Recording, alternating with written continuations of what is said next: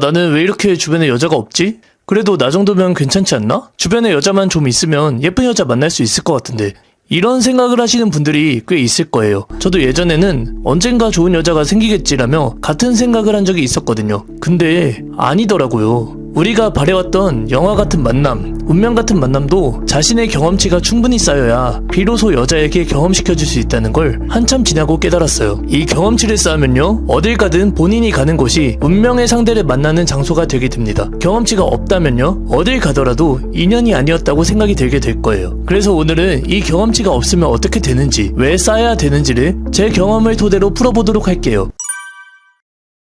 저는 예전에 쓸데없이 눈만 높아서 20대 중반까지 정말 제대로 된 연애를 못 해봤어요. 이렇게 여자를 못 만나는 이유를 주변 환경 탓을 하며 지냈죠. 어느 날 같은 대학교에 엄청 눈에 띄는 여자애가 나타났거든요. 마침 친한 선배가 그 여자애를 알길래 자리를 만들어 달라 했죠. 그랬더니 그 여자애도 수락했고 그날 만나서 술 한잔 하면서 빠르게 친해졌었어요. 그 이후로 매일같이 연락하면서 놀았는데 뭔가 이상한 거예요. 이상하게 연락을 하면 할수록 점점 할 말도 없어지고 거리도 멀어져갔죠. 저는 조급해져서 밤에 같이 학교 캠퍼스를 산책하다가 그만 고백 공격을 하고 말았습니다. 그 여자애는 당연히 친한 친구인 줄 알았는데 좀 당황스럽다고 말을 했고요. 그렇게 오래간만에 저에게 찾아온 기회는 너무나도 쉽게 날아가게 돼버렸죠. 그때까지만 해도 저는 딱히 저의 문제라고는 생각을 하지 않았어요. 그 여자애도 나한테 호감이 있었던 건 맞는데 그냥 타이밍이 좀 안 좋았다, 이 정도로 생각을 했던 것 같아요. 그리고 얼마 지나지 않아서 또 제가 괜찮은 여자 한 명을 소개받았습니다. 하지만 상대가 너무 예쁜 나머지 말도 잘 못하고 상대의 눈치만 보다가 소개팅 자리를 다 망쳐버렸죠. 그 이후에도 소개를 몇 번 받았는데 받아보니 대부분의 경우는 이랬어요.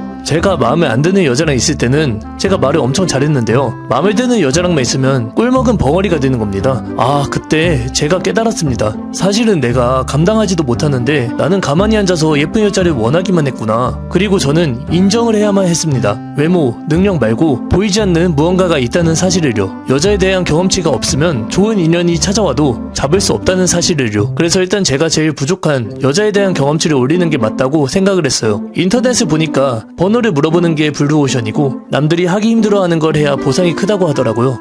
듣다 보니까 맞는 말인 거예요. 그래서 당장 번호를 물어보러 길거리에 나갔습니다.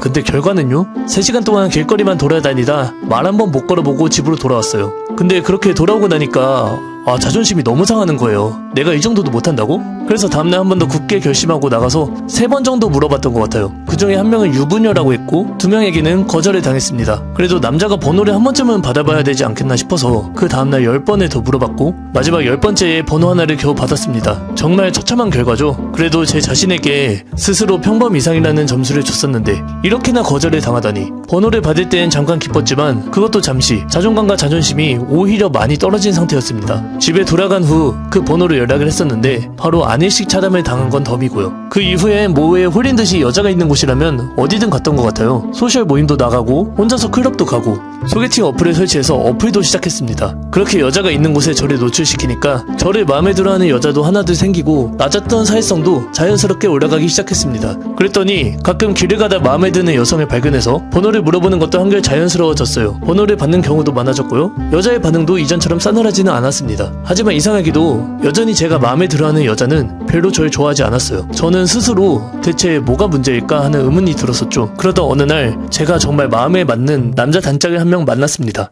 이때부터 저는 제 인생에 아주 큰 변곡점을 맞이하게 됩니다. 그 친구는 본래부터 여자를 잘 만나왔거든요. 근데 얼굴도 막 잘생긴 건 아닌데 여자들이 엄청 좋아하는 겁니다. 모임에 나가도 항상 인기가 제일 많았고요. 클럽, 라운지 등 번화가에 나가도 제 친구랑 대화를 하면 여자들 눈에서 금세 하트가 나오더라고요. 물론 모든 여자가 좋아하는 건 아니었지만요, 높은 확률로 여자가 그에게 금세 빠져들었어요. 이상하기도 하고 신기하기도 해서 저는 옆에서 그의 행동을 분석하기 시작했습니다. 그러더니 몇 가지 명확하게 보이는 행동 패턴들이 있더라고요. 첫째로는 비언어적인 부분인데요. 가장 눈에 띄었던 부분은 여자랑 의식적으로 눈을 마주치고 눈을 마주하는 걸 피하지 않는 것이었습니다. 보다 보니까 그렇게 눈을 몇 번 마주치고 말을 거는 것과 그냥 말을 거는 것에 큰 차이가 있더라는 겁니다. 심지어 눈을 마주친 후에 이 친구가 미소를 지으면요, 여자가 먼저 다가오는 경우도 꽤 많았어요. 여자의 심리적 장벽을 미소로 쉽게 허물어버린 것이죠. 둘째로는 주관이 매우 뚜렷하고 여자를 아쉬워하지 않았습니다. 좋으면 좋다, 싫으면 싫다고 자신의 주관을 여자에게 확실하게 이야기할 수 있었죠. 여자가 마음에 안 드는 행동을 했을 때 그런 여자는 난 좀 별로다, 난 싫다, 이런 식으로 얘기도 하고요. 이런 말을 듣고 떠나가는 여자도 있었지만 오히려 자신의 행동을 고치고 화를 풀어주려 하는 여자가 더 많았어요. 저는 여자가 떠날까봐 마음에 안 드는 것에 대해서 아무 지적도 하지 못했는데 말이죠. 마지막으로는 여자에게 호감을 표현하는 데에 거리낌이 없었어요. 저는 먼저 다가가면 뭐랄까 좀 저자세 같아 보이고 뭔가 지는 느낌이 드는 것 같기도 하고 용기도 좀 부족해서 소셜 모임이나 클럽에서 항상 고자세를 취해왔었거든요. 여자가 먼저 다가오면 그때서야 말을 하고 여자가 날 마음에 안 들어하면 나도 그 여자를 마음에 안 들어하고 그래왔단 말이죠. 근데 이 친구는 여자가 자기를 마음에 들어하든 안 들어하든 신경 쓰지 않고 다가가더라고요. 저의 고자세보다는 오히려 이 친구의 이런 당당한 태도들이 여자들에게 훨씬 더 매력적으로 다가왔던 것 같습니다. 이런 점들을 분석하고 따라하다 보니 저 역시 여자를 대하는 게 훨씬 더 수월해졌어요. 제가 혼자서는 절대로 넘을 수 없었던 어떠한 벽이 허물어지기 시작한 거죠. 20대 중반에 이 친구를 알고 불과 6개월도 안 되는 시간 동안 여자를 대하는 자세, 여유적인 측면에서 저는 완전히 다른 사람이 되었습니다. 그러다 보니 드디어 제가 마음에 드는 여자와도 연인 사이로 발전할 수 있었고요. 소셜 모임에 참여하면 항상 많은 관심을 받게 되었고 다음날에 한두 명씩은 꼭 개인적으로 연락이 와 있었어요. 여자의 본능적인 욕구를 기반으로 원하는 것들이 무엇인지 알게 되니까 외모나 사진도 한층 업그레이드가 되었는데요. 친구들을 오랜만에 만나면 보통 예전이랑 다른 세련된 느낌이라는 말을 듣곤 합니다. 그리고 사회적 지능이 높은 스타일의 사진들을 위주로 카카오톡 프사를 해놓으니까 여자들 반응도 이전과는 확실히 달라지게 되었습니다. 이러한 변화들이 제가 원하는 스타일의 여자친구를 만날 수 있게 된 발판이 된 것 같아요. 소개팅 어플에서도 변화가 있었는데요. 여자들의 평가 점수가 나날이 오르더니 10점 만점에 10점을 받게 되었어요. 그러더니 원래 어플은 여자가 다수의 남자를 선택지에 놓고 선택하는 장소인데 오히려 제가 괜찮은 여자를 선택하는 입장으로 바뀌게 되더라고요. 이러한 변화들이 그 당시에 저에게는 제가 특별해서 그런 건가 싶었습니다. 그래서 이후에 주위에 연애를 잘 안 하는 친구들을 데리고 돌아다니면서 사진도 찍어주고 모임도 같이 가서 놀며 제가 쌓아온 노하우를 알려주기 시작했어요. 그러다 보니 친구들이 하나둘 여자친구가 생기고 연애를 하기 시작하더라고요. 그럴 때마다 저는 되게 뿌듯하고 큰 성취감을 느꼈습니다. 사회에 기여를 한다는 생각까지 들게 되더라고요.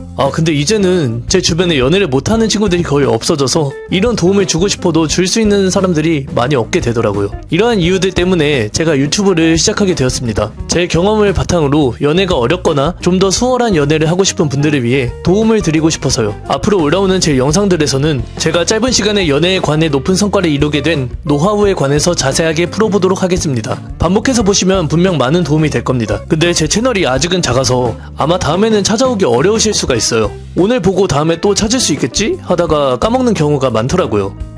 이게 무슨 뜻이냐면요. 네, 구독해달란 말씀입니다. 좋은 하루 보내시고요.